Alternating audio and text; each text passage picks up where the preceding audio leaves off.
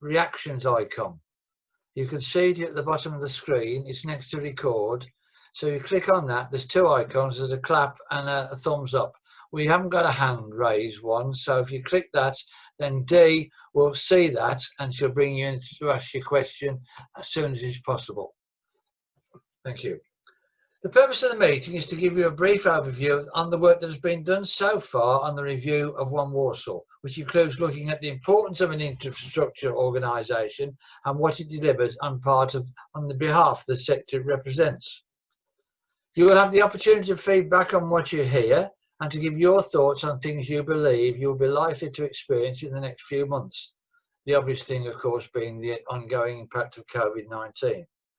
We'd also like you to tell us about what One Walsall does well, the things you feel we don't do so well, and what you would like to see One Walsall do more of in the future. That's clear. As we all want to see a long-term sustainability of the sector, it is important that we have an open and honest discussion this afternoon. So please feel free to say whatever you like, as long as it's done with respect. We're more than happy to hear your views, warts and all, because that's the importance of this meeting. We would prefer to hear your thoughts in person, but if you would prefer, you can put your comments or questions into the chat. If we're unable to deal with it during the meeting, we will respond to you later via email or in the next few days. I'd now like to introduce Bryn Hamer, who's carrying out the review for One Walsall. He will be giving a brief overview on the work he has done so far and take you through the 3 questions on which we would value your thoughts. Bryn has worked for HomeServe for 20 years, holding a number of senior roles in the organisation, and was the chair of One Walsall for 15 months.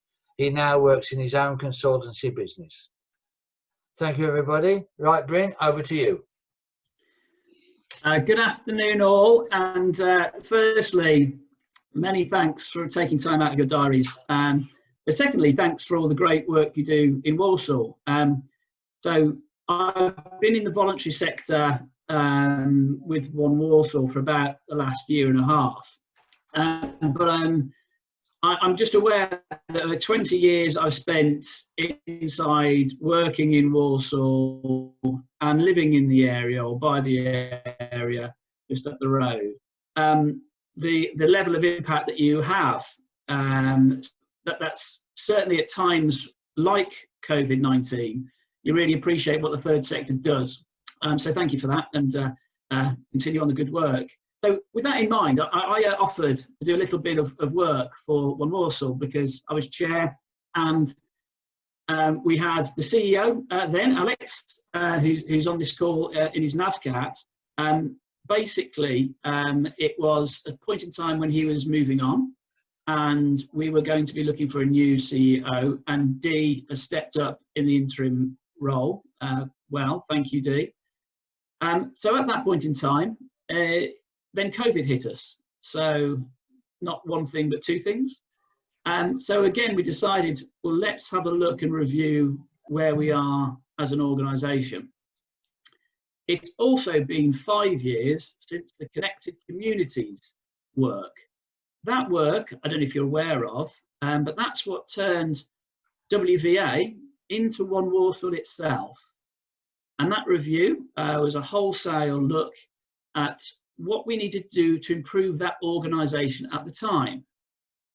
So great strides have been made since then, but we're big believers in constant improvement. And the only way we can improve is if we ask people and talk to people about what is there that needs fixing, what needs addressing. And every organisation has areas of continuous improvement, as I've found during my working life. So that's where we've came from, really. So it's my bit of volunteering stroke kind of support work during this time. Now, what have I been doing? Well, firstly, we did an internal review, and I've spoken to all the staff with a questionnaire of what their views were on the strengths of One Walsall, what needs to be improved, and what the impact of COVID is.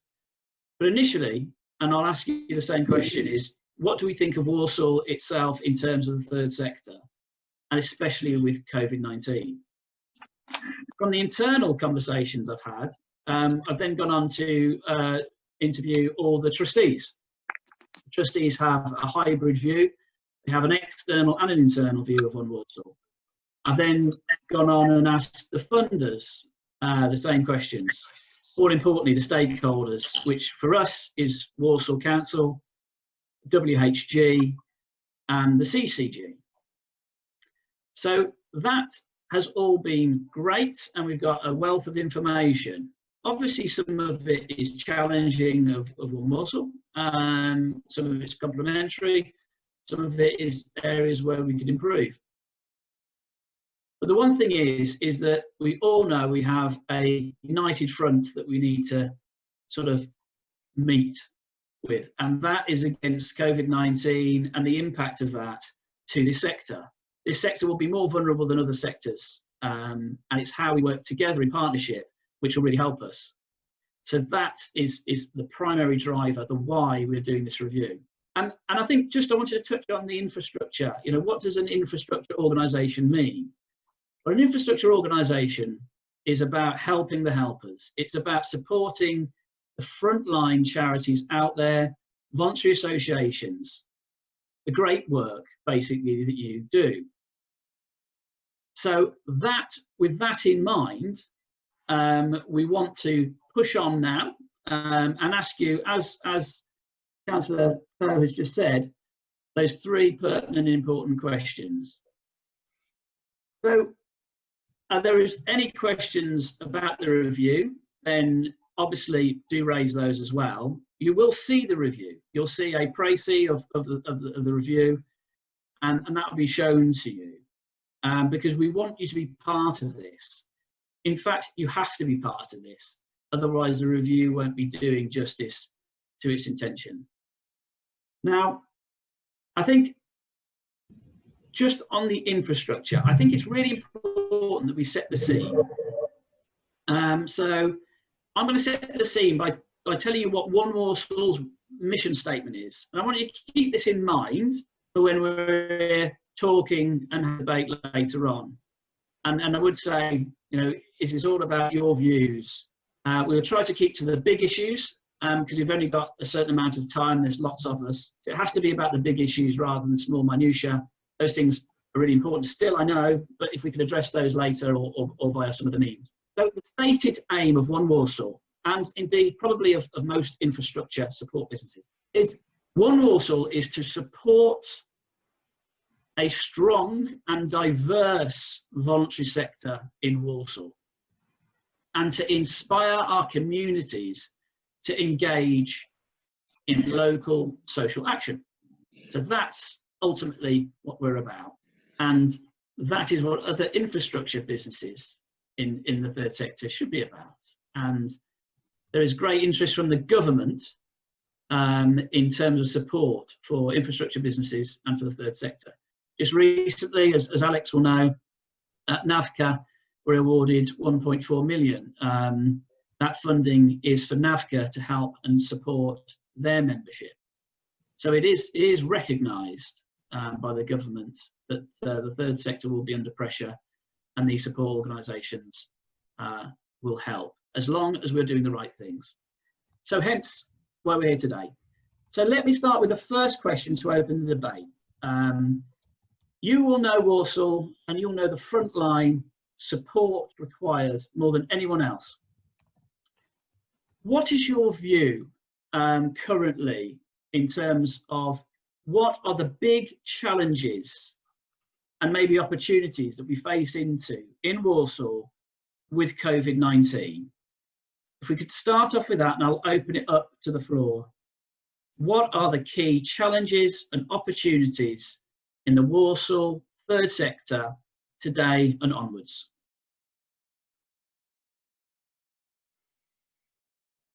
Yeah, we've got a question. So I'd like to ask. Somebody must want to open the debate. Dee, is there any thumbs up, Dee? No. Not at the moment. There's one there. Maureen's put a hand up. Oh, if you unmute Maureen, please, Julie.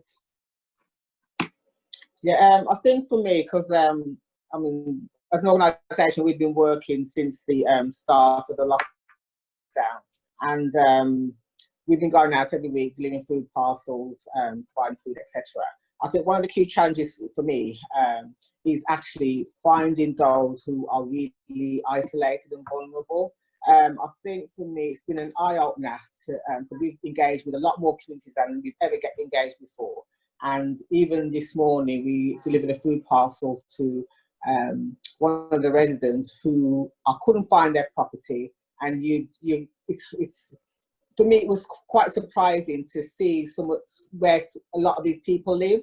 Some of them are living in corners, in very sort of areas that they're not engaged with anybody else. So for me, that's one of the challenges, I think, is to make sure that we support those who are really vulnerable and really isolated. Because there's a lot out there. I was quite surprised, really, because I mean, we travel to areas, even areas just up the road, and there's like little cul-de-sacs and, little crevices and corners that people live that never thought they lived there. So I think that's one of the biggest challenges that we probably will have to, deal with during COVID and stuff because some people can perhaps die and we don't even know that they're there. So I think that's one of the biggest challenges really that Thank you, Maureen. If you can tell me the organisation you represent, when you ask a question, please, you could say which organisation you represent, so we make sure we answer that. What organisation are you, Maureen? I'm from Walsall Black Sisters. Thank you, Maureen. If anybody who asks a question could also do that. Thank you, Maureen. I do agree with you. As a councillor, I'm an elected member of FESI, and isolation is the big issue and has been for a number of years for me. That's why it's so important that the voluntary sector gets the community engaged, because clearly it's a terrible thing to be isolated. Thank you, Maureen. Has anyone else got a question, Dee? No, but I think someone's Balbir, sorry. Just following on from what Maureen said, I found that we still haven't reached out to some of the vulnerable communities. I'm on a number of Zoom calls with other organisations, and they still don't know how to reach out and where they can go for help, even though we've publicised it, we think, so much. I'm also a SAM responder, and even those in our area did not receive leaflets or weren't aware that Walsall was offering anything. And that saddens me, really, to where we have gone wrong. Well, that is disappointing, because council did produce a leaflet. It should have been distributed to everybody. What organisation are you, Balbir? Chris, I'm Hindu Forum Walsall, and we've met on the WhatsApp, Walsall Against Single-Use Plastic. Yes. No, just for everybody else, Balbir. I'm aware of who you are, but I'm just for everybody else. I'm just saying. Yeah, Chris. The second point was that I've just lost track. It was important. Yeah, it was important. When I think about it, I'll let you know.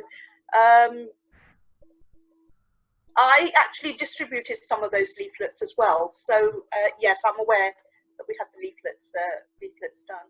Well, we must learn lessons from that, because if that's not happened, then clearly that's a big cross against Walsall Council, because clearly we took the time to produce it and everybody should have seen it. Information.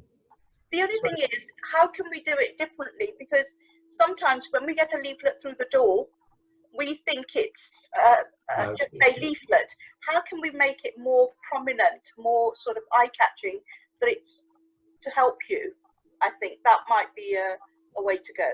Well, thank you for Balby. I know John Morris is on the call, and I'm sure John will pick that up, as he's my area manager for where I'm a councillor.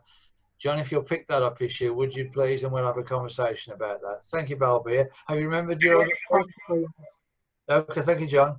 Anything else, Balby? Have you remembered? No? No. I'll come back to you. Now. Come back. Okay. So, Chris, we've got Claire Gwynn, and then Jan Davis, and then Fahim, David Palmer, and Aisha Khan. Oh, my goodness. Okay, we'll take those in order. Claire first, then, and then we'll come to Jan.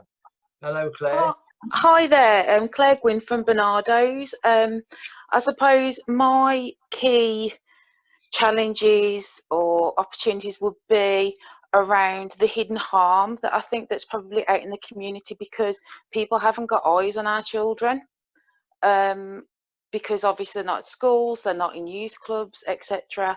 So it's that kind of hidden harm, and I suppose attached to that would be also obviously the research that's been done around a rise in domestic abuse, and the probability or the possibility that services currently within Walsall are already going to be capacity.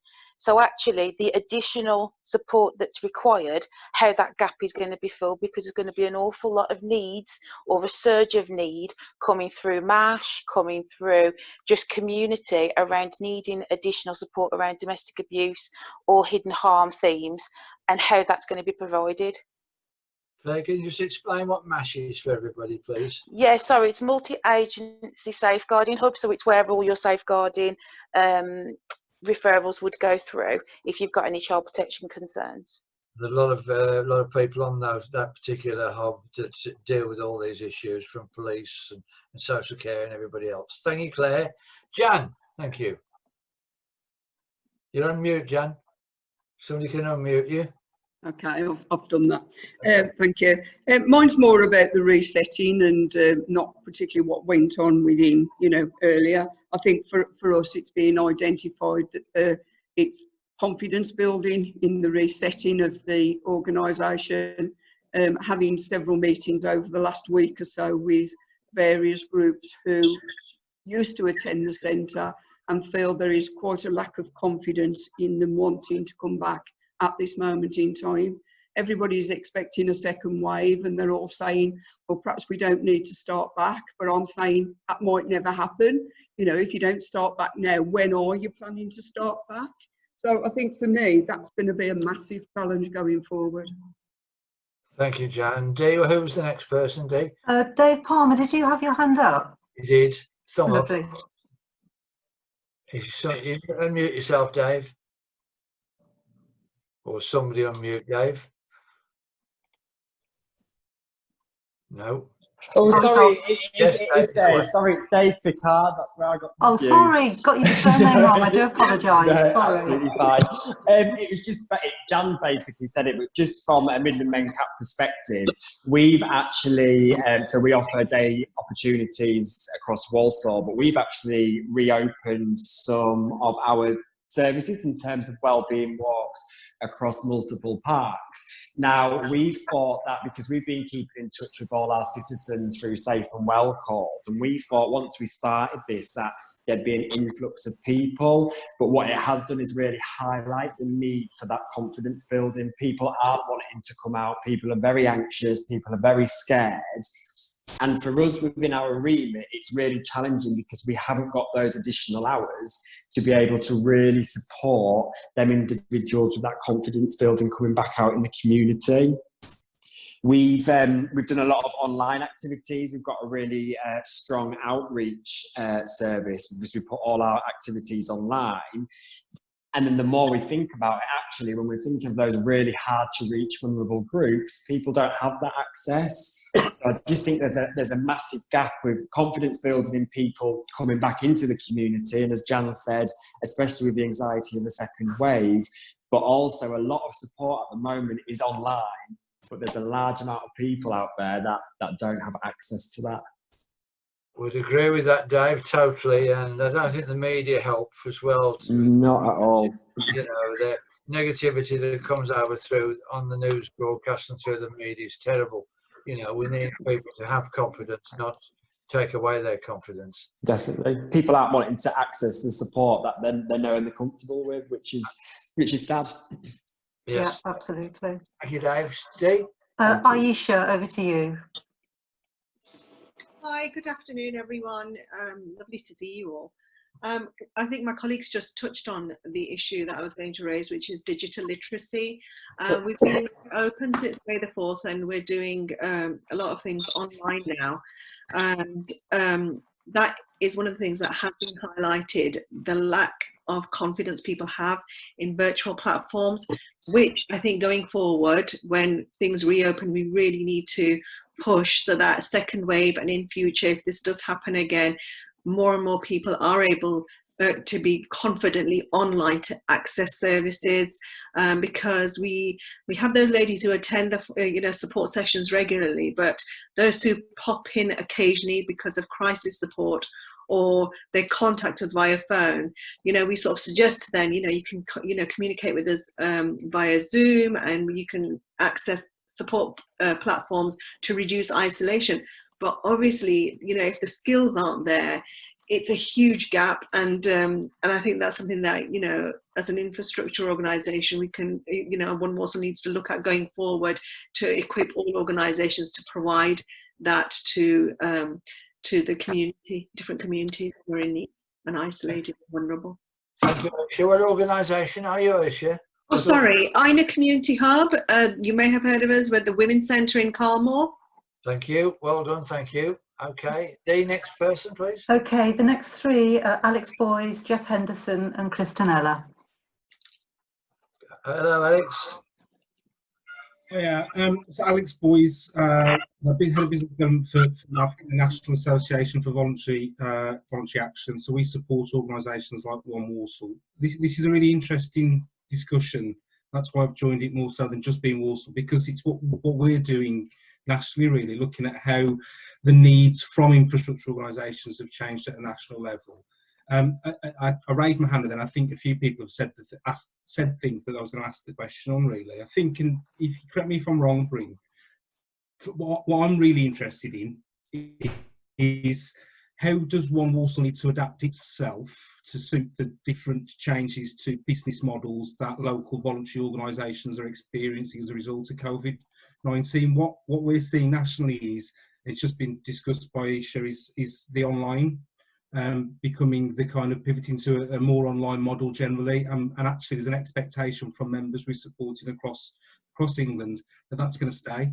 We're not going to go back to a totally direct delivery model in the future, because we can do it this way, and lots of people would want to access it this way. Again, I'd be interested from Dave at Mencap and others about whether they think their service users will continue to want to access services in this way, even when, in however long it takes, we can get back to all being in the same room again. And also the thing that was mentioned by Claire Bernardo's about the resurgent need. I think that's the key thing we're seeing nationally as well, is that a lot of infrastructure organisations are steadying themselves for their members and organisations they support to have a real kind of tidal wave of support that hasn't been dealt with during the lockdown and has been left or has been hidden. And as things change over time, how does infrastructure support those organisations to be ready for it when it finally hits? And then the third thing kind of nationally that we're seeing is what happens to all of the volunteers that came in at the start of the crisis, and actually even through the NHS responder scheme. How does organisations like One Walsall support those individuals, but also support organisations such as everybody else here to utilise that goodwill and that engagement effectively as possible, and get organisations ready to take on more volunteers to support what they'll be doing next? A lot of stuff there, Alex. Thank you very much indeed. I see Bryn busily writing away, so he's picked all those issues up. Jeff, good afternoon, Jeff. Jeff Henderson. If you can unmute yourself, Jeff, please, and tell us who you're from. Can you hear now? We can. Yeah, Jeff Henderson, Urban Hacks, just off Green Lane. A couple of things. One, I just think that this, what they're calling kind of phase one of COVID, is just been a practice run. This thing is actually going to go on, and I wouldn't call it a second wave. I actually think it's going to be a permanent high tide, just to use a kind of metaphor, that what we should be gearing ourselves up for this permanent high tide. That why can we not learn the lessons from what we've gone through over the last 6 months and be much better prepared for what might be happening over the next, we don't know how long. It could be for the next 12 months or whatever. So a big planning exercise, a big kind of intelligence gathering, and then analysis, and then plan accordingly. And the other thing that I just made a note of is that there's so much strength in Walsall and all these organisations. One Walsall can't do everything. It just can't do everything. But what it can do, it can play that coordinating role. And I think what we don't do that well We have individual organisations that do a lot of things really, really well. We don't play to each other's strengths. I think we've got a lot of strengths in a lot of different areas, and we should be identifying what those strengths are, and then One Walsall can play the role of identifying what those strengths are, and then pointing people towards what those people can do. So there's a bit of understanding who can do what, and then you can do the signposting, and then we can talk to each other and go, what are you good at? What are you good at? And then rather than we all do our own individual thing, try to identify who does things best. That's my initial comments. I agree with you, Jeff, totally. I'm a great believer in networking and understanding what everybody does, and that we all work together and use our strengths as a collective. We'll do things so much better. Thank you, Jeff. Great comments. Thank you. Christianella. Hello there. Hello. I would like to raise here the attention on teenagers. And this is a category that was suffering a lot in COVID. We, as it was mentioned before, we need all social adaptation to the new conditions of living now. And we have to deal with anxiety a lot. And we want to, work together with One Walsall, if it's possible, to extend the support online. The idea with the leaflets is great, but can be reduced also the costs and also the risks, because when you use a leaflet, you get in touch with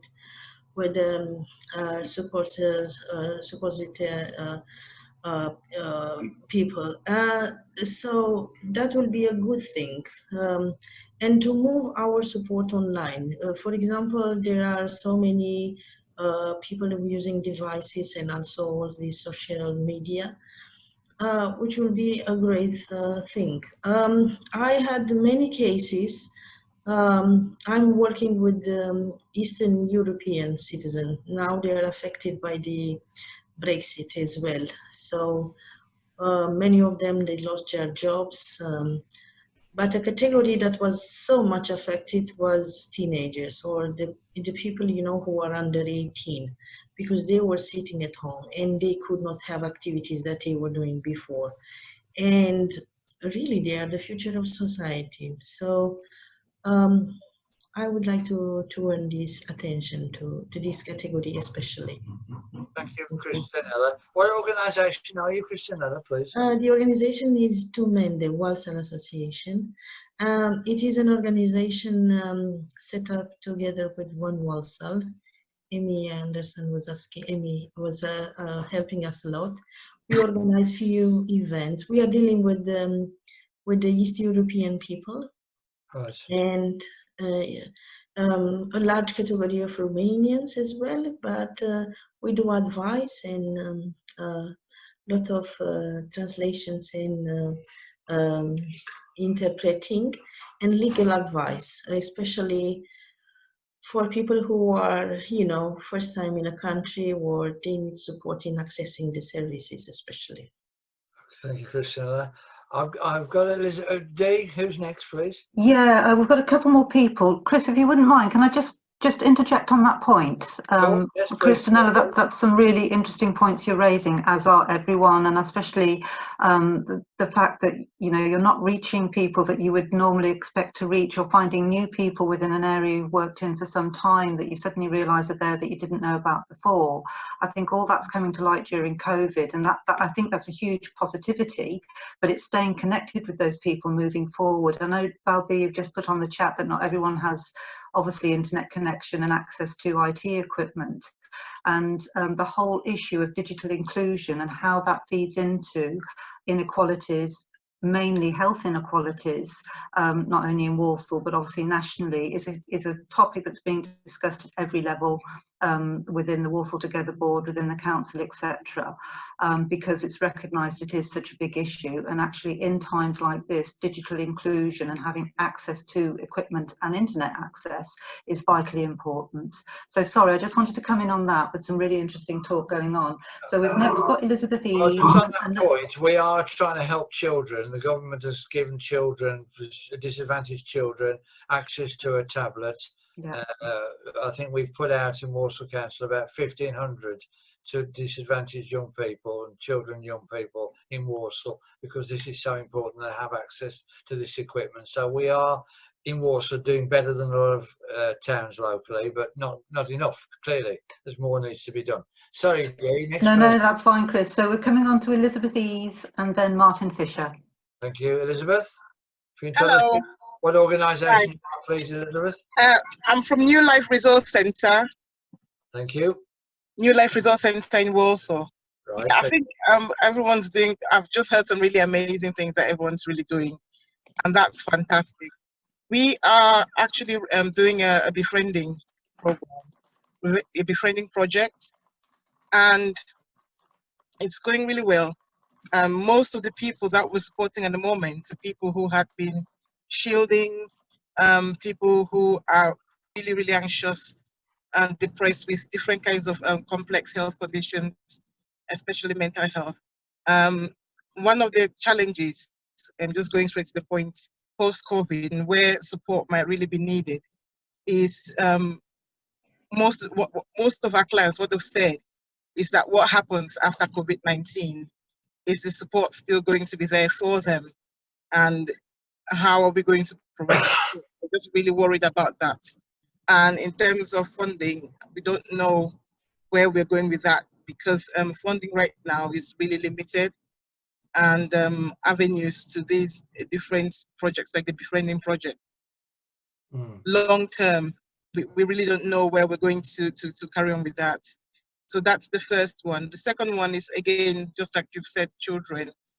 This holiday, we are actually looking to set up, or have set up, a like a holiday classes for children in year 5, year 6, year 7, those that transition class, offering maths and English support for disadvantaged children from Black and minority ethnic groups. One of the ways we thought that we'll do this, we're just running 6 sessions once weekly for the next 6 weeks during the holidays, just to see where they're at and what kind of support they might need. So we don't know who we can speak to right now in the council, or which organization can come in and support us with that at any point or at any level, because we're getting quite a lot of inquiries about that. So that's where we are at. All right, Elizabeth. Well, that point's been picked up, so hopefully somebody can come back to you and see what help can be given to help you with that, because that is important. Clearly, I know that's okay. My role Right. in education. So thank you for that, Elizabeth. Who was next, Dee? You're welcome. You're on mute, Dee. You're muted, Dee. Great. Sorry, school girl error. It's Martin, then it's Farhim. Apologies, Farhim, I didn't see your hand up. And then we have one other person who'll come to in a second. Thank you. Over to you then, Martin. If you can say who you are, please, and what your organisation is. Hello there. I'm Martin Fisher, and I'm from the Transport Museum in Aldridge. Oh, hello, Martin. And we're a very different sort of organisation at first sight from everyone else that's been talking, in that our primary role, I suppose, is one of heritage. But what I really wanted to say is that during the lockdown, one thing that has become clear is the impact that we have on our own volunteer force. Our volunteers traditionally have tended to be retired men, and which is known to be a fairly vulnerable group. And we also have another pocket of volunteers who are youngsters, late teens up to early 20s, and for whatever reason we tend to appeal to quite vulnerable youngsters, particularly ones with autism and other effects. And obviously, as soon as the lockdown started in March, we had to stop all our activities at that stage. And I think what's hit me very much during the last 3 months is actually the impact that has had on those volunteers. We haven't been, until recently, we haven't been able to have any volunteers into the museum. We have tried to keep in contact with the majority of them. And I think, as I say, it struck me just how important having the social effect of having somewhere to go has been on those people. I think particularly with the youngsters, they were getting to quite a state of desperation, really, of not being able to. They were all, one or two have got health issues as well, so they were very much self-isolating, probably more than the government was recommending.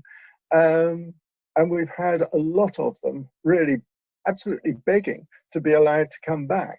Well, the other side of it is that when we have now got a few back, it's been quite difficult. We've had possibly to impose quite strict rules within the building, because the first thing that happened, of course, is they come back and immediately all thought of problems and COVID switch off, and it's very easy for people to slip back into their old ways. So we've had to be quite strict on making them realise that life isn't the same as it was before.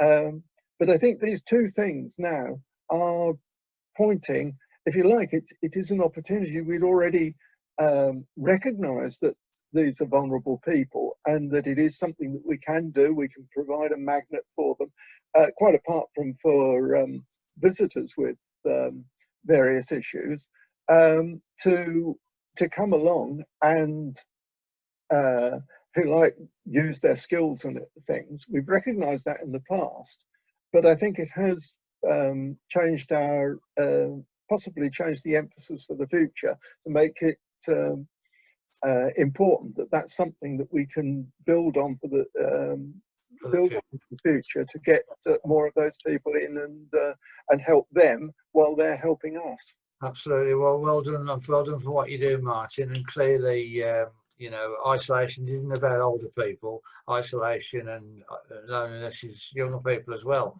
So they do need, so if they have an interest, we need to nurture that and encourage it. Well done for what you do, Martin. Thank you. Next, D, please. Fahim, please. Fahim. Hello, Fahim. If you can tell us your organisation, please. Fahim from the Afghan Community Welfare Centre. Well, there has been lots of positive stories, positive work around Walsall in response to COVID-19. Response from the community groups working together, supporting vulnerable people has been amazing. We learned a lot, and it's amazing to see people been supporting and see the difference people make, especially the volunteers. On the challenging side, we are one of the organizations working with newly arrived families, individuals in asylum seeker refugees. These are the group who are mostly newly arrived, who might not have access to internet or devices, and they are often not in the list of government supports scheme to receive support. So we find lots of people who were not even receiving any support, especially during this lockdown, who we were not able to visit them. So the only way we could communicate was through online, telephone, or video links. But if they're not having any access to internet, it was to make it even difficult to contact them and help them.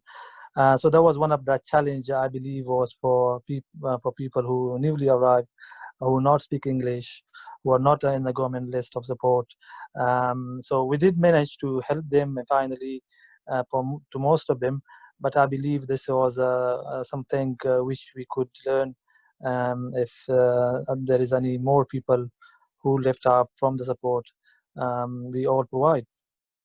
Well, clearly the message is coming through loud and clear about the digital support that's needed for him, and you're just an example of it. We're picking this up so that issue's registered with us. Thank you for that. Next, Dee. Okay, we've got Chris Tablet. That might be not her surname. Sorry. John Maltman, and then Dave Pickard again. So, Chris. Wherever you are, Chris. You're on mute.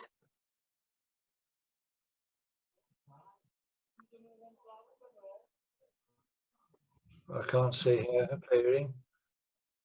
Who was the next one, Dee, please? John Maltman. Hello, we'll come John. back to Chris. Hello, John. Hello, Chris. Thank you very much. And hello, everybody. Amazing work that I've heard reported this afternoon. Fantastic. My organisation is the Labour Party in Aldridge and Brown Hills. I'm secretary. And my main objective today's meeting and in past attendances has been to really keep in touch with all of the voluntary sector networks that are set up and are managed by and large, or organised and networked by One Walsall, and feed that back to my members, but many of whom are volunteers themselves. But so my role is really just a sort of networking and communication point between One Walsall and my part of the Labour Party to make sure that our members are informed and can help serve the communities, really. But prior to my retirement, I spent 40 years working for Barclays Bank. So my question is sort of along the financial line. You know, what we've heard about all the infrastructure, particularly on the technology side, the making of links with databases, the provision of tablets, etc., and all the other stuff, does, in my opinion, require a fair amount of committed funding and finance. And I suspect that one of the challenges that One Walsall and indeed the Borough Council will face is continuing strains on funding capability to deliver the sort of infrastructure that we would all like to see in place. I mean, there's a lot in place already, but as we've heard, there's probably quite a need for investment in particular areas, as I've mentioned, on the provision of platforms and on the integration of databases, so that we really do identify where the links are between the truly vulnerable and we are able to communicate with them. And that sort of thing is my suggestion for a challenge. Thank you, John. Well, I agree with you. I mean, party politics aside, it's a government initiative that's got to come forward to deal with this, because clearly councils don't have the resources to deal with this digital inclusion. The cost of it would be astronomical, but it does at some point have to be done. Yes. Because without it, we have got the disconnection. You're quite right. There's those that have and those that haven't, and those that haven't fall off the end, don't they, all the time? Well, exactly. And, you know, I've said in previous meetings, I don't want to score political points in this sort of environment. It's not appropriate. I want to demonstrate to you and to the other people in this group that, you know, we're working together as a community, as a borough, and in different parts of Walsall. And, you know, my members, I know, are very happy to support that. Good. Well, thank you. Well, at this time, party politics shouldn't play any role in any of it, really. We should all be caring about what's happening to the people of Walsall, and that's my view. Thank you, John. Dee, next person. Can we try Chris Tablet again? We can. Sorry, I'm really sorry. Hello, Chris Tablet. Are you there? Obviously not. Next one, Dee. Sorry, go on. Did someone else speak? Okay, back to Dave Pickard. I'm back. It was just to pick up on Alex's question, really, just around digital inclusion. And as the conversation's gone on, obviously we've discussed it more. But the last time we spoke about obviously the vulnerable people that can't get access to that digital online offer. But on the other side of the opportunities, we've been absolutely overwhelmed with the response we've had for our online offer. And to Alex's question, absolutely, this will be part and very much embedded into Midland MenCap's community services moving forward, based on the feedback we've received. And actually, we're supporting the same citizens, but on a much more regular basis. So maybe we'd see citizens once a fortnight, once a month, maybe even once a week. But actually, we're connecting with some up to 6, 7, 8 times a week now through that online content. So it's the value of it is absolutely massive.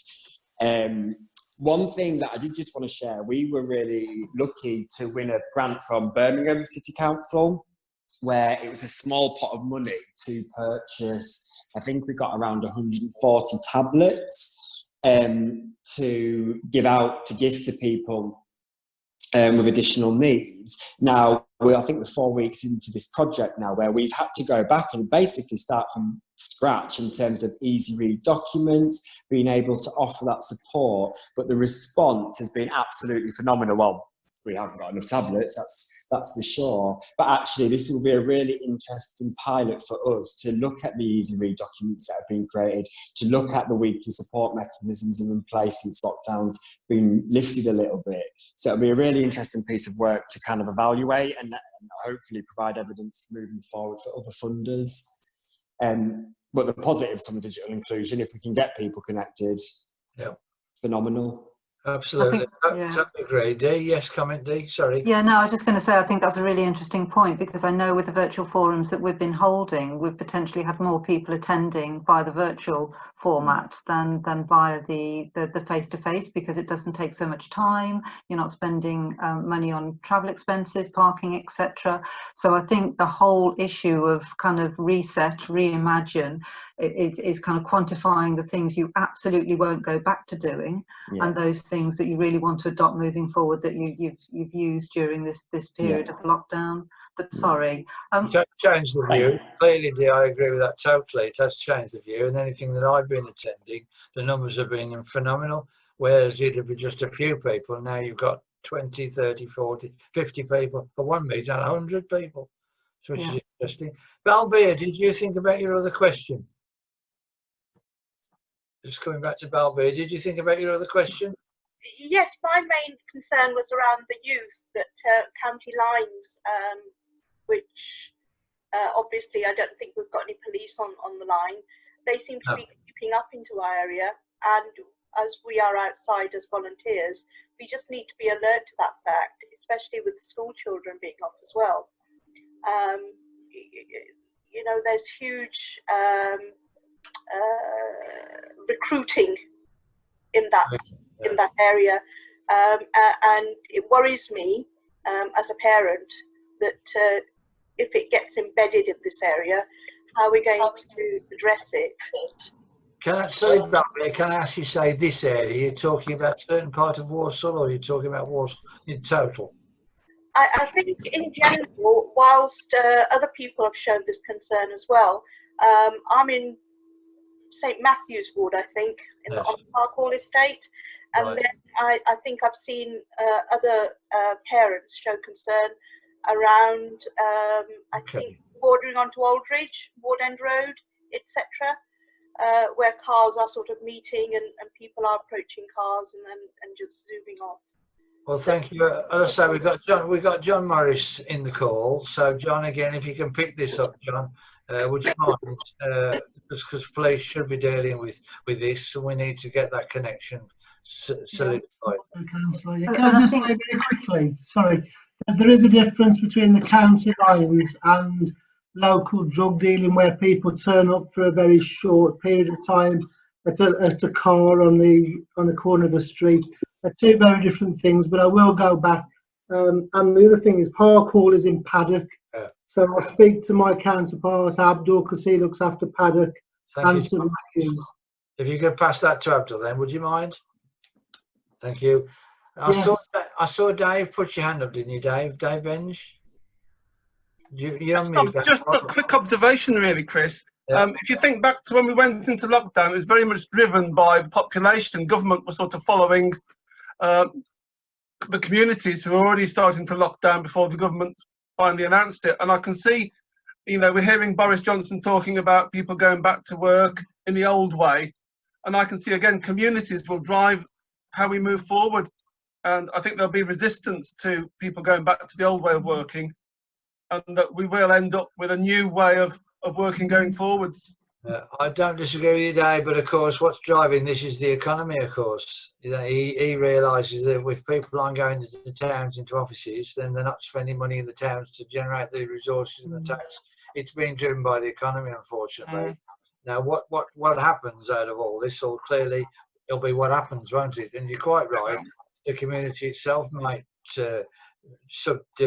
clearly indicate the way forward. Yeah. So you can see, when he's today, he's said that it's the business's responsibility to take people back. He wants to see people back to work, but the businesses will take the decision and make the COVID safe. So it'll be interesting to see, and consult with employees, of course, is the clear words that we added to it. So we wait and see, David. Thank you for that. Yeah, thank you. Does anybody else want to ask a question, Dave? Just check. Has anyone else got their hand up? I can't see, to be fair. If they want to come off mute and just say, I can't see. No one else? Oh, Yes, sorry, Steve and Chris. Who is it?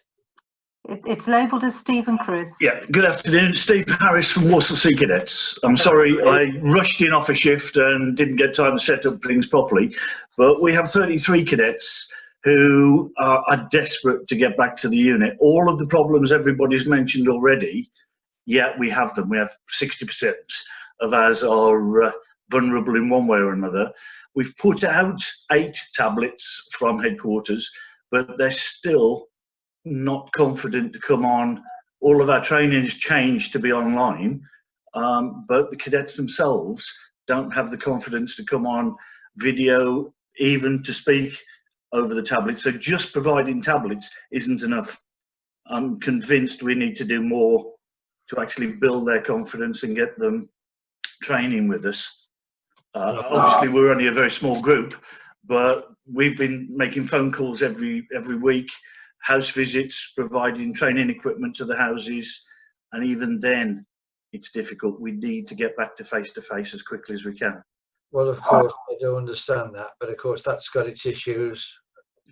Yeah. However long that will be. I mean, Johnson's surely trying to get things moving, and he's opening up the opportunities for things to change. And once certain things change, the whole thing will change. But it's a slow process, isn't it? Yeah, we've just been given permission to go back into the unit to prepare. Okay. But the list of things that are needed to be done are phenomenally expensive, and we're going to need funding for that, I'm afraid. Well, we'll see if we can help. There's obviously funding stuff available through One Walsall. Maybe they can help you. Contact them, Steve. Anybody else, Steve, wants to ask a question? Not that I can see. Right. Yeah, just me. Sorry, do apologise. It's okay. Who's that? It's Clive Thomas, Chris, from the Thomas Project. Hello, Clive. Nice to see you, man. Good to see you, mate. So you good? I am. Thank you, Clive. Excellent. I'm coming from 2 hats on, as I normally do. So the first one is there's a fantastic amount of work going on, which I've seen, certainly from the project and other charities in Walsall.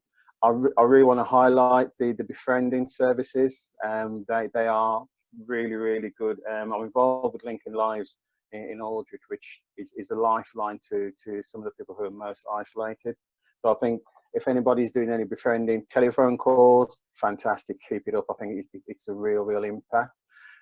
From a project point of view, we've been blessed with so many donations for our food bank. Food bank's the only thing which we're running at the moment, and we are beginning to look at how do we open safely for the other services, like the one-to-one services, like the access to computers and that kind of thing.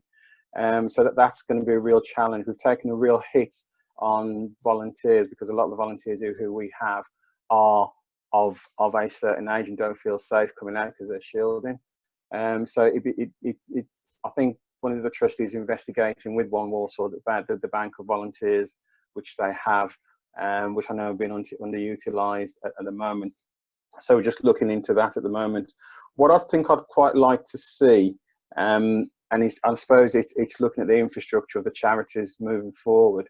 Is if One Walsall do some sort of health check, sort of financial or infrastructure health check, because the charity scene is changed, and it will be changed because of COVID.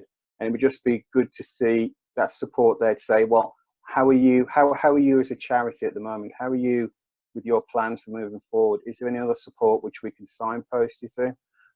Forgive me, I'm in and out of the area a lot now, so I don't know if that service is on offer. It'd be good to find out that.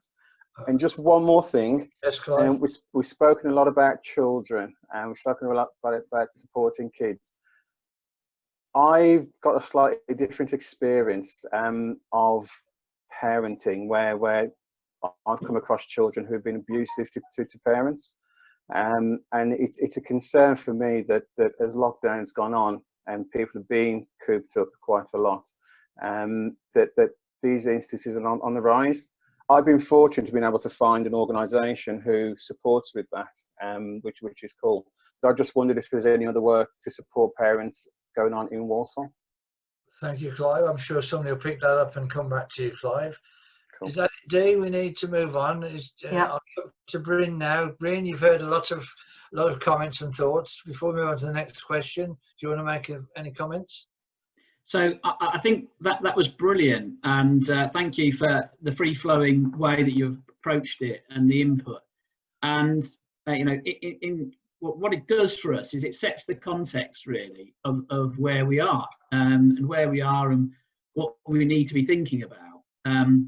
Clearly, the way that we all work will change, and the way that we provide services and also volunteering will change because of COVID.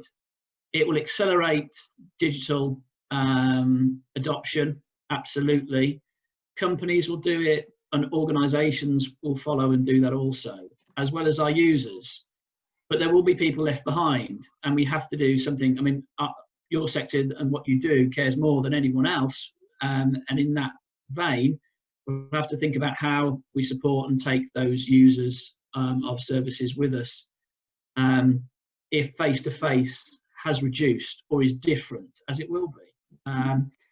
So there are many things I'm taking away from that, which is contextual. But what it does, it really sets us up well, I think, for the next stage of discussion, which is, okay, so if that's where we are, and if that's the Walsall that we know now today moving forward, what can One Walsall do? And we were going to frame it and do it in 3 stages, if you like. But I actually think, because you've been so free-flowing in your conversation, that I think it warrants, you know, if we open it up to you, to think about the 3 things that we talked about before and Chris introduced. For now, what do One Walsall do that you think, yes, that's great, we like that? 2, what do you think actually One Walsall could do better? And then 3, connected to those first 2, is what do you want to see more of? It may be something we do now that you want to see more of, or it may be something we just don't do and you'd like to see from a infrastructure support that One Walsall give. So if I can open it up, think about those 3 things. What do you think One Walsall does well? What do you think One Walsall can do better? But what would you like to see more of in the context of where we are today? Or something we don't do. Correct. Yeah. Right, members, we've got a lot of people. We've got 40 people on the with us. Anybody like to start the ball rolling? Have we got any hands or thumbs up, Dee? Somebody? Not at the moment. Go on, somebody must have a view on what we do well, what we don't do so well, and what you want to see us do or more of. Elizabeth, are you waving at us? Yeah. Oh, I'm so sorry, Maureen. You're. I'll give you a second, Elizabeth. That's all right. That's okay. That's okay. I must say, since the COVID crisis, One Walsall has been phenomenal. I've never engaged with them so much as I have during the crisis, and I think this has helped to bring communities and organisations together, and we work quite well during this pandemic. In regards to what One Walsall have been doing recently, the development workers have been in touch to ask questions in terms of where we're at, the funding that's available. The funding officers help with looking over funding bids. They've been able to provide resources, volunteers, and I think for me that's the way One Walsall needs to go in terms of, you know, supporting the sector, because I do feel previously One Walsall, which could be for many reasons, were doing things to develop the organisation but not develop the sector itself. But that's my feeling, and I do feel now One Walsall has engaged more with the voluntary sector, with organisation, with communities, better than it's done before, and I think there should be more of that really. So that's what I'd like to say. Very well, we appreciate that accolade. Thank you. It's just nice to hear when people say things like that. Thank you, Maureen. Yeah, it's been brilliant. Well, you've been brilliant. One Walsall's been brilliant recently. Well, that's fabulous to hear. Thank you, Maureen. Elizabeth, come to you. Yes, I think she said quite a lot of what I was going to say anyway, about the engagement and things like that. I think they've become more engaged now, and it's not just the odd surveys that used to go out at the end of, you know, a general round of maybe funding or activities, but they're actually coming now. I mean, I've had calls to ask how we're doing and what we're doing as an organization. Is there anything we're running and things like that? So that engagement, I think, needs to continue with local organizations. I know it takes a lot of work, but that engagement is something that is really crucial, and it made us feel part of One Walsall this time, rather than just an organization that's registered with them. So that engagement, I think, really needs to continue. And also, those funding leads are really, really helpful, and that kind of support, and also to continue with the support, for example, new organizations and small organizations where we can have that opportunity to contact someone to help us with things that, you know, we're not able to do.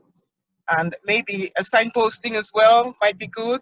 For example, if there's someone that I need to speak to, or someone that they know that can support me, if I email them, then they can sort of link us up together, so that makes things working together a lot more beneficial for everyone.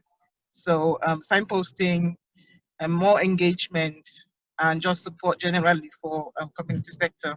Thank you. That's very good, Elizabeth. I agree with you. An organisation should be able to link people together, and that's what an infrastructure organisation can do and should do. Well, good comment. Yes. Thank you very much. Dee, anything else? John Maltman has got... John Maltman, did you want to come in again? Yes, please. Thank you very much. I mean, I just repeat, I think One Walsall's come into its own following the pandemic. But my question is really around how or what type of relationship will One Walsall have with Walsall Council and the locality boards, or the restructured elements, the resilient communities, whatever the model is going forward.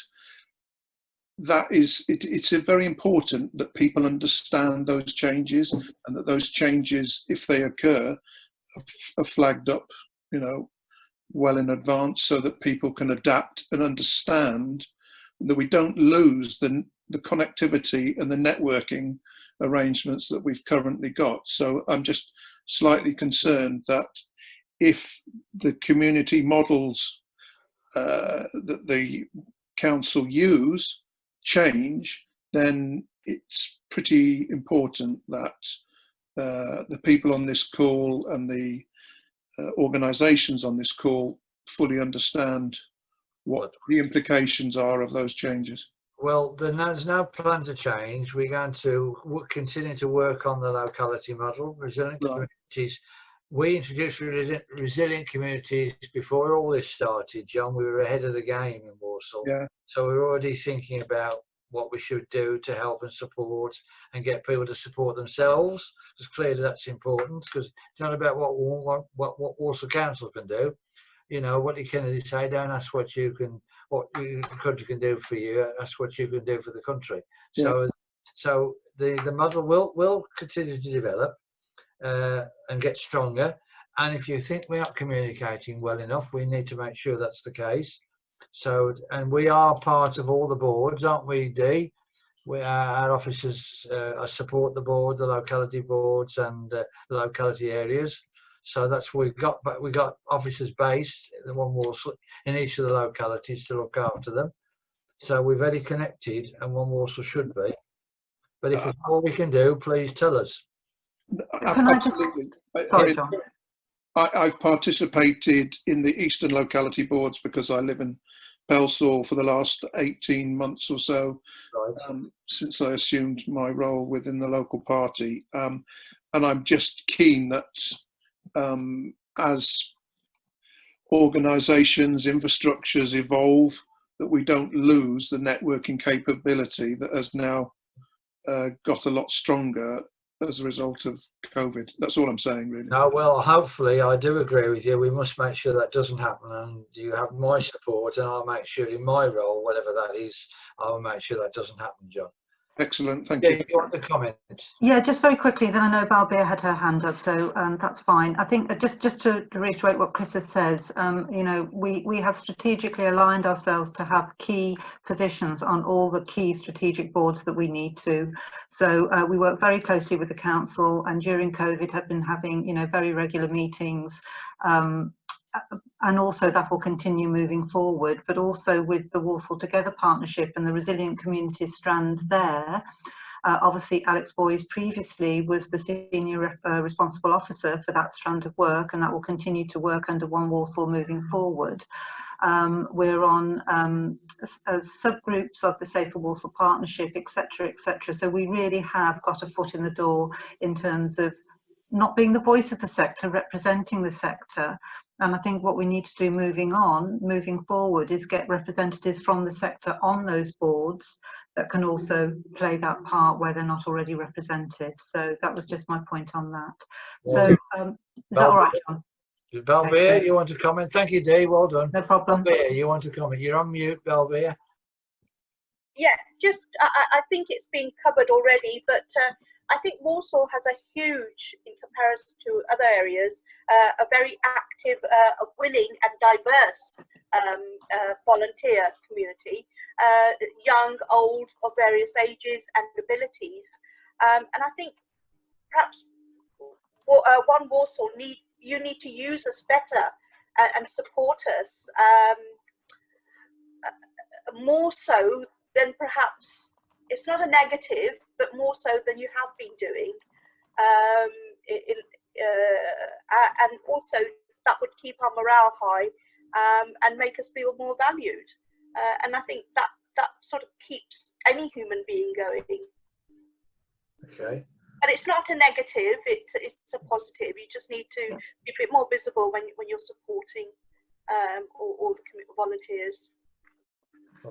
Yeah, absolutely. And I think to come back on that, Balbir, our comms strategy is being reviewed all the time, and that's a key part of all this. And we have recently taken on a new comms officer, and we'll be reviewing that as we move forward. And feedback on that is always really useful as well. So thank you. I think Sue Evans had a hand up. Did you, Sue? Yes. Hi, Sue. Hi, Sue. Hello everybody. I'm Sue Evans from Manor Farm. I think it's been proven over the COVID crisis that resilience comes from partnership working, and I think making more connections across all, I mean, I've heard some fabulous work that's been going on, and I just think we all do different things, but there is a lot of partnerships that can be formed, which that can then enable bigger funding bids, it can enable more reach, there's so much that can benefit. I think the other thing that One Walsall need to be aware of is that we're all changing what we're doing. So to have an awareness of what the sector is made up of as we transition, because what we've done previously might not be what we're doing now. So I just think that awareness and we as organisations need to make One Walsall aware of what's going on. I think raising awareness of what the VCS does and keeping that high profile is all of our responsibilities, and One Walsall would play a part in that moving forward.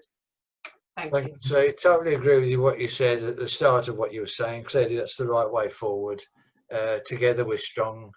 You know, that's what we should be doing. Everybody should be working together and helping each other. and the strength comes from that. And as my substantive post is partnership manager, I can't help but agree with that, Sue. So thank you very much. Okay, let's see. Jeff wants a word, I think. Jeff, please. sorry, yeah, thank you. Go on, Jeff, you're on mute. We're off mute. Go on, Jeff. It was something which I think One Walsall was exploring some while ago, and that was improved links with the private sector. I don't know if there's been any further work being done since I was aware that that was being talked about. The private sector employs lots of local people. The private sector is going to be employing less local people. Those local people could potentially be of use in a volunteering capacity. But I wasn't thinking so much about that as about the resources that the private sector can bring to bear to the voluntary sector in terms of resources, expertise, corporate citizenship, and so on. And I don't know if there's a chunk of work there just to see if those links can be evolved or developed further. I agree, Jeff. No, that's a very good point you raised, and I noticed that Bryn's clearly written that down. We do need to do more because a lot of these organisations have a corporate social responsibility clause in their mission and everything else, but they want to help where they can, and we need to tap into that. No, you're quite right, Jeff. Very good point. Thank you. Claire Gwynn. Claire, well done, Claire. Thanks. I just kind of wanted to come in and say, I think the One Walsall is a great platform. I think because it's got such a strong brand now, and a lot of charities, council, etc., are aware of One Walsall. It's got such a strong presence now, so I think that's been really good because I think previously it hasn't been. So however that's happened through obviously people championing it, etc., is a really good positive that has been done really well.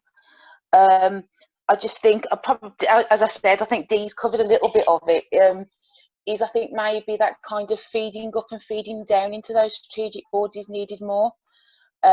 Just because if like meetings were timed, etc., when I don't know, minutes of strategic board meetings came down, so actually we could have a response ready to go back to the next one. Just looking at the feedback from some of those larger meetings, you know, we as a sector could actually plug some of those gaps or have something to offer or have a different view on how some of their challenges need to be met. And I just think if it was a two-way process, whereas we wouldn't just go into that, we were actually hearing about some of the key points that were being brought up, that would be more effective for communication for the sector. Bad point. Thank you very much indeed, Claire. Thank you. Clive Thomas. Clive, over to you, man. I'm here. I think a couple have actually said what I was thinking. My other hat is I work in welfare to work, so I'm aware of the upcoming unemployment surge coming to, well, all of the UK. It's going to be having a huge impact in all areas. But the other thing I see as well is I don't know if anybody's on from the DWP.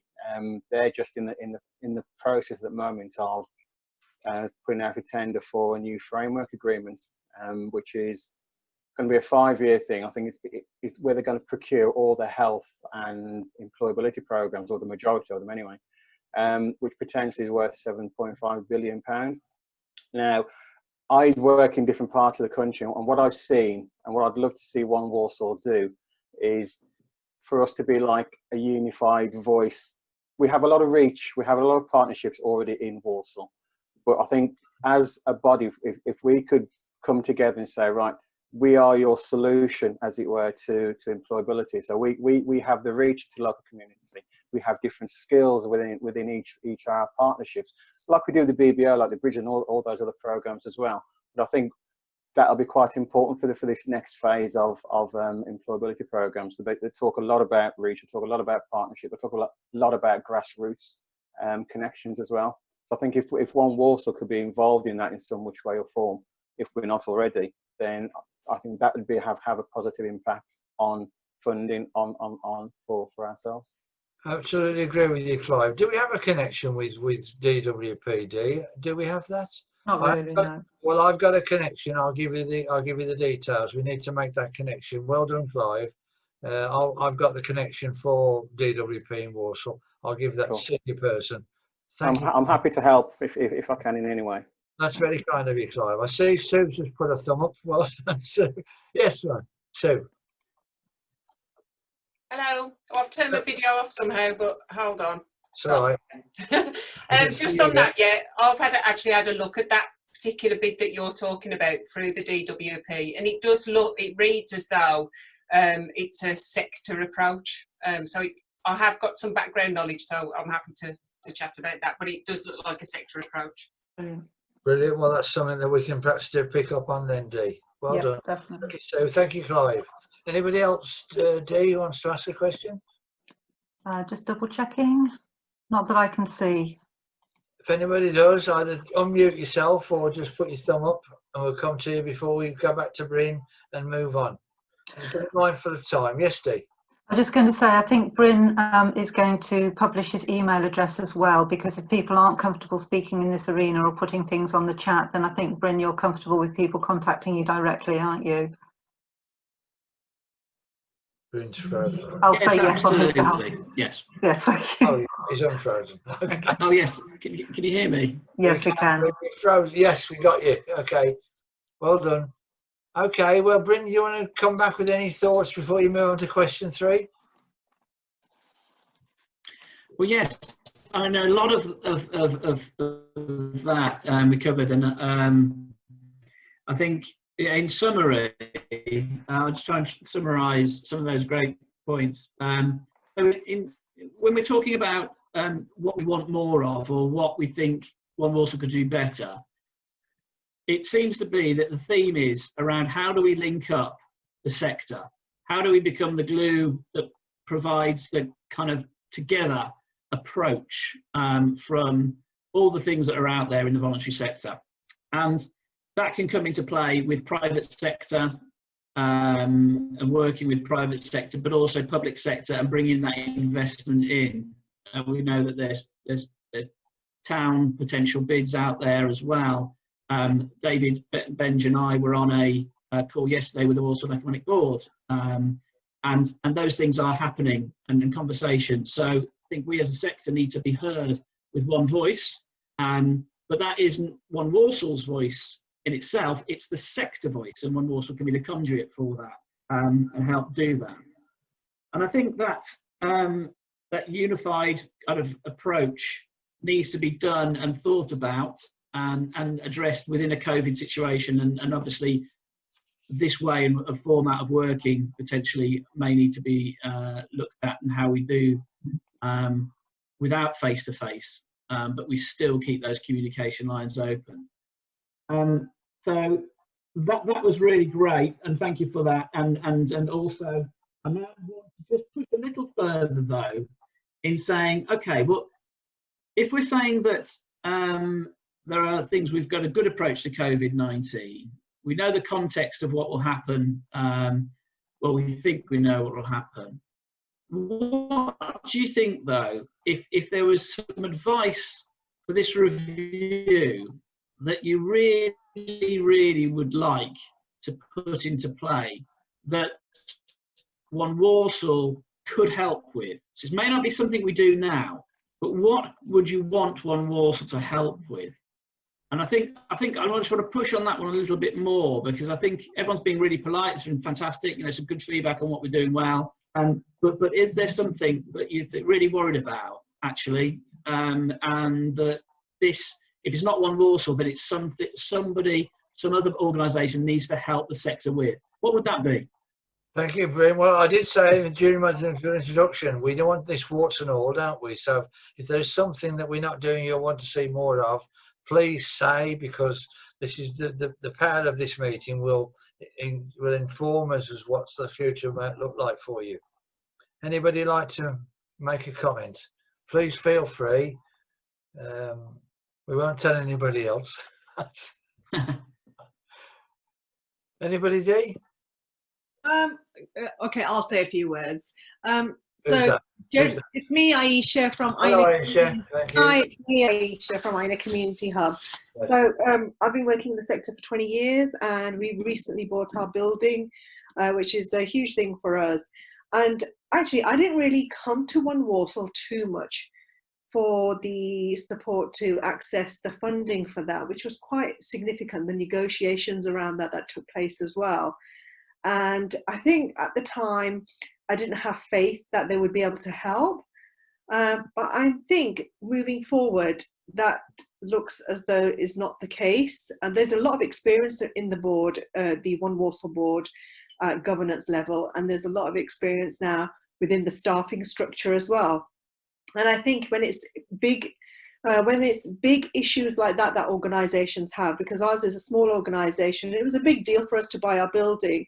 I think I would have liked more confidence to approach One Walsall, and that's being really frank and blunt. Okay. And yeah, so going forward, I hope that can be the case, because as a small organisation, One Walsall, there is an infrastructure organisation, and I would like to just go straight to them and say, look, this is the issue I'm having. You know, what support can you give us? You know, rather than having to go elsewhere, if you know what I mean. I think that's my biggest thing. And I think that can be the case now, because for years One Walsall has had issues with managers leaving, CEOs leaving, coming, going, but it has improved a lot in the last couple of years, and I think it's on the right track now. And I'm hoping that because Walsall has got some very long established organisations that work really well together as well as independently, we really need an infrastructure organisation that is our first port of call when we have any sort of our own personal development that's going on as an organisation, where we're growing, where we're progressing, where we're looking at other avenues, investments. How do we make sure that our sustainability will continue during this difficult time? So sustainability, progress, development. I'd love to see One Walsall more proactive in that, and a first port of call organisations for voluntary sector organisations to go to with confidence, I think, I would say. Thank you, Alicia. Well, it's good to hear you believe that the board and the staff have got the all the things that you want from an organisation. And if we're not engaging with you enough, so you feel confident, that's clearly something we need to make sure happens. Because of me, as a councillor and a cabinet member in Walsall, was supportive of Walsall being set up for the very reason you said, for the things that you've said it to do, for it to be the organisation people should feel comfortable to go to for the help and support they need. Definitely, because despite, it doesn't matter how much experience you have, and you know, I've got 23 years experience in the sector. There's always more that you need to know. Fantastic. She did an amazing job at Age UK. So I think going forward, that's brilliant. It's a shame if she doesn't apply for the post as chair, as the CEO. But regardless of that, so I think now that you've got some established staff and some very experienced staff, and you can really see the work happening at grassroots. But for big initiatives like that, for big projects, I would really like to come to One Walsall and say, look, this is what I'm doing. You know, how can you help me? How do I do this? How do I, generate capital for my organisation?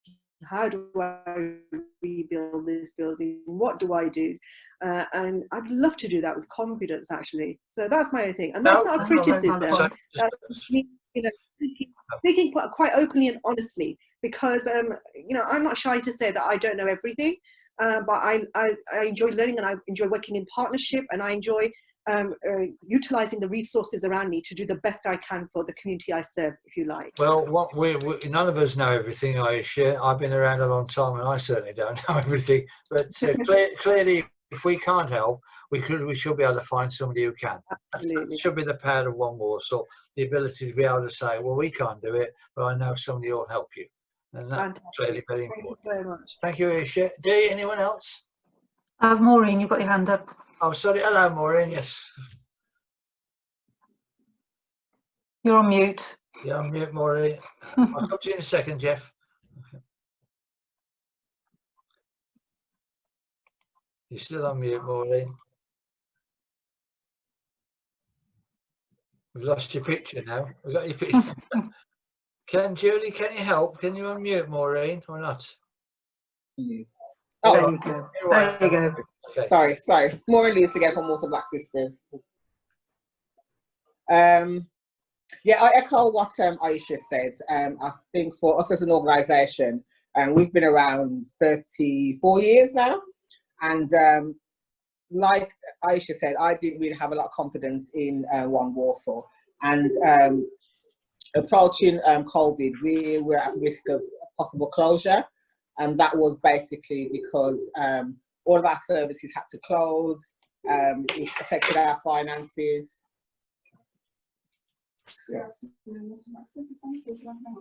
Sorry, it affected our finances, and I'm sorry, the phone was ringing. Hold, I'll come back. I'll come back to me. All right, then we'll come back to you more in a second. Jeff, you want to say something, Jeff? I'm just picking up on the point that Aisha made about buying her own building. And of course, buildings are another form of infrastructure. And given that we're probably going to see a lot of empty properties, we're already seeing a lot of empty properties. We're going to see more as things come along. Could one Walsall play a role at looking at the whole kind of property issue, about the sharing of property, about the needs of organisations, and the uses to which properties could be put? I know that not all the properties are under control of the local authority, but that's not my point. My point is there the opportunity to do some piece of work looking at the whole property infrastructure and where it could be best put to best use by the third sector and the voluntary sector?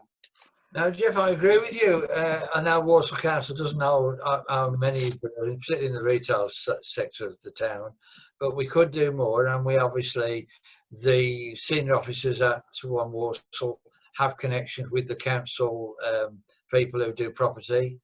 And so there's something that could be done there. Because clearly, if we can give people presence by using some of these buildings, I know you're looking at a building currently, aren't you?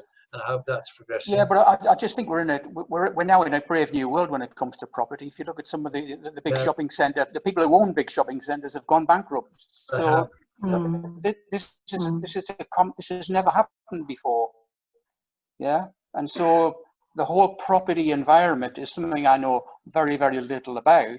It may be that One Walsall could have a role to play in understanding it better to the benefit of the and those conversations need to take place, Jeff. Thank you for that. I'm sure that'll be picked up in the review. Thank you. And just coming back, Jeff, I can hear the development team screaming at me now, going, yeah, absolutely, we need to be here, because it's been an issue with the support they give to organisations for goodness knows how long, where people need property, and we're trying to match people who've got property with that.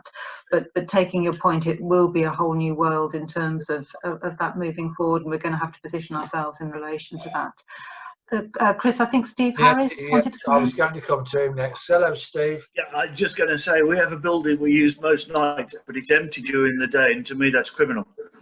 So if we can get together with somebody with certain things, we already have the Prince's Trust use it. There's still Alton House, back of Bluecoat School. Well, Bluecoat School are interested in it. You've got a review in October, haven't you, Steve? We have, yes. Well, I know I spoke to Anthony Orley, because I'm coming in for education in Walsall. I had a conversation with Anthony. He's very interested in working with you. So can I put him in touch with you, Steve? I thought, yeah. It just makes sense to me that the space is used as much as it can be. Well, they're very interested. Anthony Orlick, the head of Bluecoat Junior and Primary and Infant School, very interested.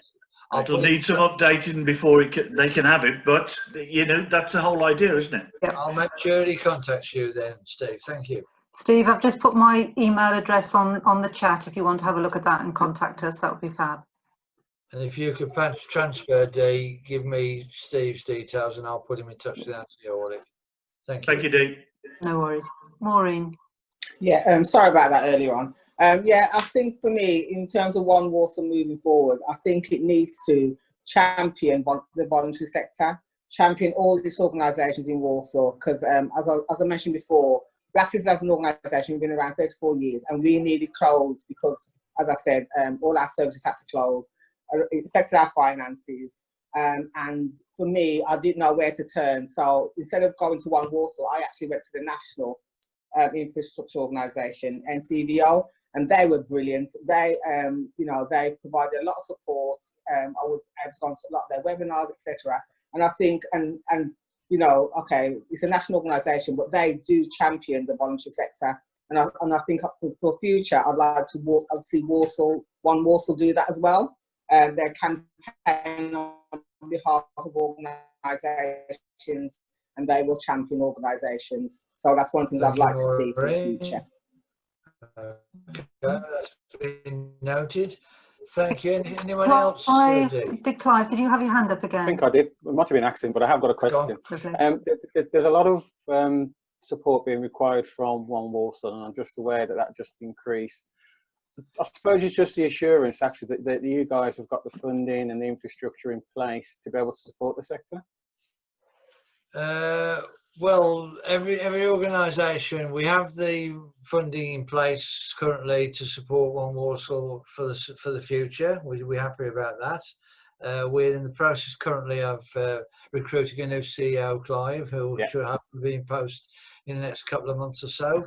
So yes, we have the people. We're always looking for people to strengthen the organisation, and will be a constant process. I can assure you, finances are fine, so there's no reason why we can't have the right people in the right place to assure you that One Walsall should be able to do what the sector wants you to do. Awesome. Thank you, Chris.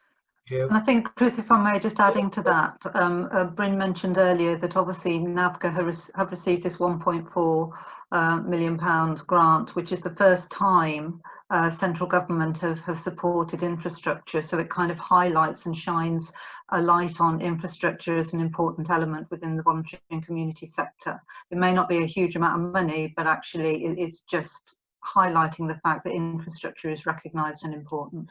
Yeah, because it's interesting that Cameron said in 2010 when he became Prime Minister, he didn't believe the voluntary sector was the third sector. He said it's the first sector.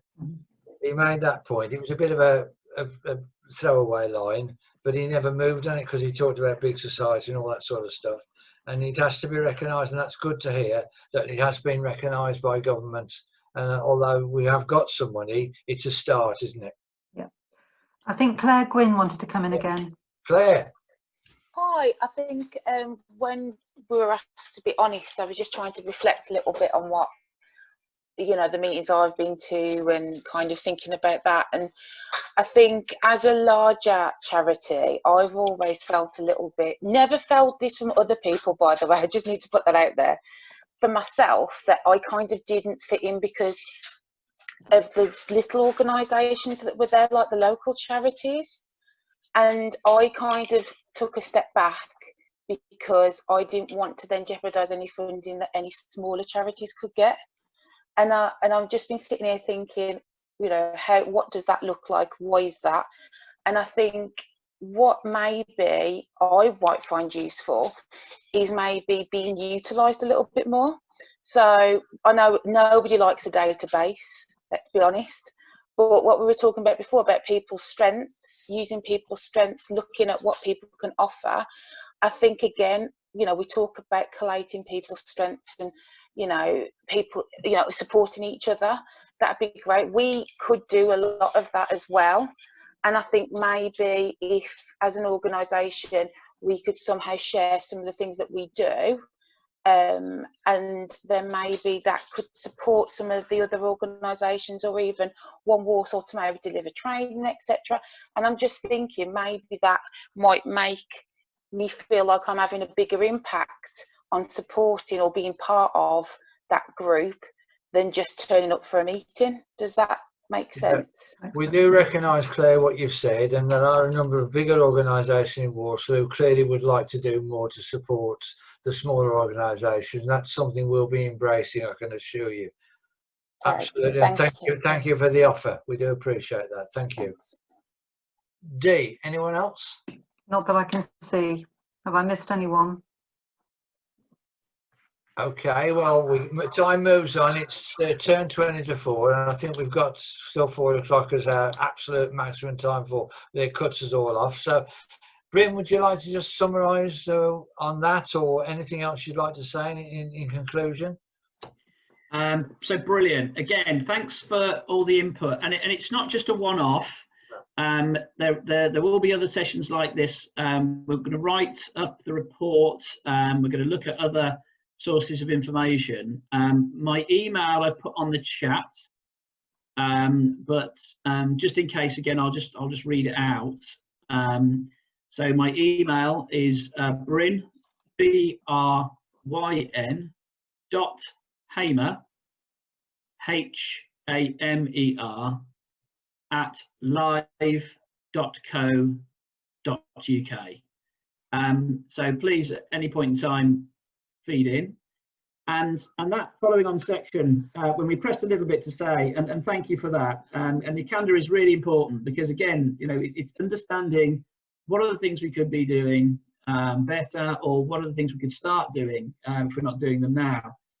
And certainly there was some really good insight about, okay, so how we could proactively help in strategy, especially with property. And we all know that this is going to be a different world in terms of property, and could be elements of sharing and elements of working and supporting each other within that. But I think Claire as well talked about data, and that will be really important. And it was increasingly important pre-COVID, but it will be increasingly important afterwards. And that data is how do we help each other? We collate that data and work on the planning and analysis of where we can or need to support each other. Who has expertise? I've spoke to Sue before. She's talked about benchmarking as well, Sue Evans. So these are the things that we should look within our review and strategy of how we take things forward with One Walsall. But again, thanks for all your candor, and that's there's lots of things for us to think about and take away and digest. Thank you, Bryn, and thank you everybody for attending. We're more than happy to do these things on a regular basis, because clearly your views, and if it's an opportunity for you to get you all together to have a conversation, maybe not for such a long time next time, but clearly they're a good thing to do, because people can find some time to do this, and it doesn't take too much out of their day having to travel somewhere and travel back, as Dee said earlier on. So there's a new way of working. We can do these things again. So if anybody wants to feed that into Dee and the team about what you'd like to see done on things like this, we're more than happy to do that. But as Bryn says, when the review is complete, we will engage with you again, and we'll have a further conversation with you about it all. Before we go, does anybody else want to say anything? Please unmute yourself. I'm happy to take any further comments if there are any. Hello. Oh, sorry, sorry, Nazima, carry on. Who are you? What's your organisation, Nazima? Yeah, my name is Nazim, and I'm working in the Black Country NHS Trust. Thank you. As a community development worker. Right. And our role's been just been appointed really to look at the impact of COVID-19 on the BAME population. Yes. And that is across the whole of Black Country, including Dudley, Wolverhampton, Sandwell and Walsall. And I've been involved with a couple of voluntary organisations that are already here.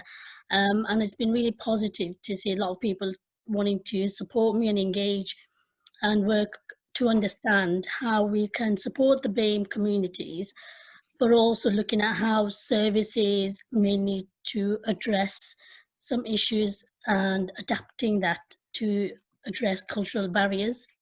So, you know, I think it's been really good to hear lots of services and communities coming together here today. But I mean, I'm going to put my email address, so if anybody wants to kind of put forward any concerns, issues, and how we can support the BAME communities, but also looking at how what the gaps are in the services, but also looking at moving forward in terms of what might be needed.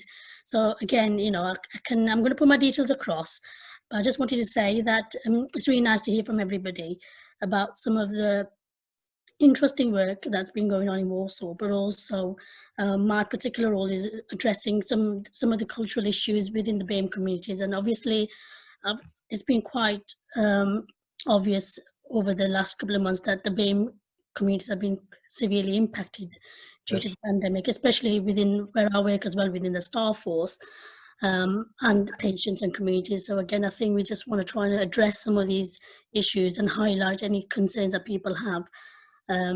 So yes, I am looking at hosting a webinar at some point and try and get together some of the other voluntary organisations across Dudley, Wolverhampton. So I know somebody did mention about looking at what other services are doing around, and I'm hoping at some point we can kind of join up together with the other voluntary organisation to look at that, and how we can support the BAME communities moving forward. So yes, I will probably be in touch. I have tried contact some other services, so I'm going to leave my email address on the chat, so please do get in touch if you have any questions or queries, please.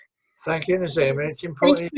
Is your role a new role? Is a new role being created? Yes, it is. It is. It's actually quite a new role. It's just, I mean, I've only been in the post 4 weeks. Well, okay, that's important then that we understand that, and I'm sure One Walsall will pick you up as someone to engage with.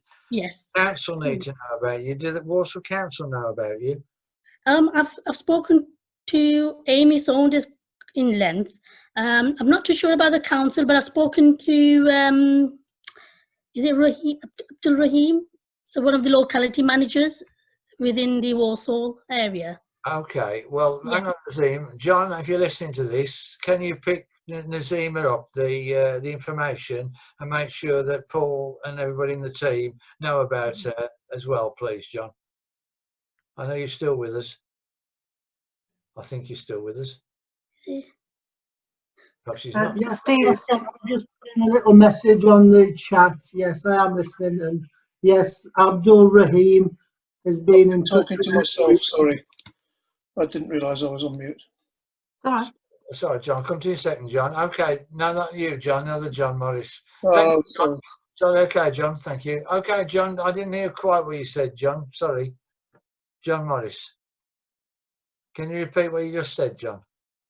Sorry, Councillor. Yes, my colleague Abdul Rahim has emailed Nazima this afternoon whilst we've been in this meeting. Okay. So we are all in touch, and we found out about Nazima only yesterday. So we are going to start making that contact and engagement. Good on you. Well done, John. Okay, Nazima, that's good. That's a good thing to hear. Okay, we look forward to seeing more of you then. All right. I think Steve Harris had his hand up. Yes, Steve. Yeah, just a quickie on that. We've been desperate. I volunteer with the ambulance service in Staffordshire. We do thousands of Heart Start courses, but to get into your community has been incredibly difficult. So if you want to email, we can perhaps do 2 or 3 hour first aid courses, Heart Start type courses, any way you want them, free of charge. That's for Nazima you're talking to, yeah, Steve. Yeah. Did you get that, Nazima? Yes, thank you. Yes, I'm going to leave my email address, so I will try and get in touch with you. Yep. I mean, the whole of West Midlands Ambulance are desperate to try and engage, so that if not through me, directly through them. Yeah. Well, if you're struggling, Nazima, I'm sure Dee and the team can help you make sure the connection's made. Okay. Yes. Thank you. Thanks. Right. Anybody else want to say anything in finality of the meeting? Yes, Dee. Sorry, it had to be me, didn't it? I'd just like to say thanks to everyone for their candour and feedback today. It really is going to help us move forward. I also want to thank our team at One Walsall, because we lost, what did we lose? The CEO, we lost our volunteer centre manager, we lost our comms officer, and our office manager went on maternity leave. So we've got new staff to include Lighton, our funding officer, who started on the 1st of April, and this has all been done in lockdown, so they really have been amazing, and I just want to thank them publicly because they've really worked really hard over the last few months. Thank you, Dee. I see Riz put his hand up. Riz, you want to comment? You're on mute. Hi there. Sorry, I just had the phone on mute. Yeah, I just wanted to just quickly pick up, and there's some fantastic and really pertinent comments made. But I think in terms of One Walsall have been doing a really good job, and I think one of the strengths of One Walsall that we found from Youth Connect is bringing organisations in the sector together. And you know, especially in youth work, I think through the Youth in Unity, that's been fantastic in connecting organisations across the borough to kind of bring good practice together. And I think that's something that could be expanded on and developed, and maybe in other fields as well. But you know, during COVID and even before that, I think the work on One Walsall has always been really fantastic, and it's really supported us, and hopefully that will continue and flourish in the future. Thank you, Reid. We appreciate your kind words. Thank you very much indeed. And for everybody who's made a kind word and a positive thing about One Walsall, I appreciate hearing that. I'm sure my other trustee colleagues do, and all the staff. And thank you for that. Anybody else wish to say anything? Okay, at that point then, I'll say thank you very much to everyone for joining us. If you could just stay on the line, Bryn and Dee, please, just for the word. And Sue and Jan, if you could just stay for a moment.